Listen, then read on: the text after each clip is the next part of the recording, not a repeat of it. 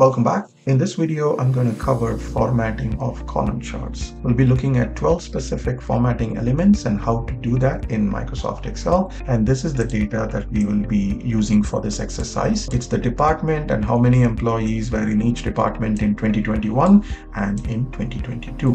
Use this data and insert a column chart. This is what it'll appear, and that's what I have here as my starting point. Now let's talk about data labels. Data labels can be added by clicking on the chart, go to plus, add data labels. So this will add labels to all the series. Since we have two series, it added for both. So I'm going to uncheck it.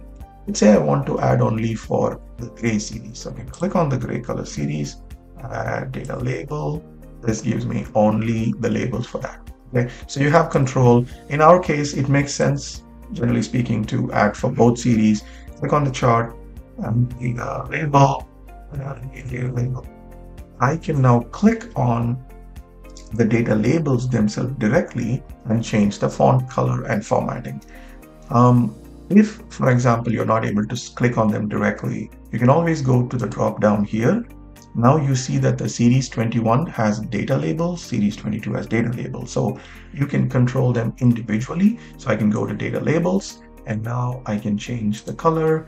Maybe I want this to be gray or gray, maybe something like this to go with the color of the column. And I can click on the other series data labels and I can change this to be a little bit blue. There we go. So you can control the formatting of the data labels individually.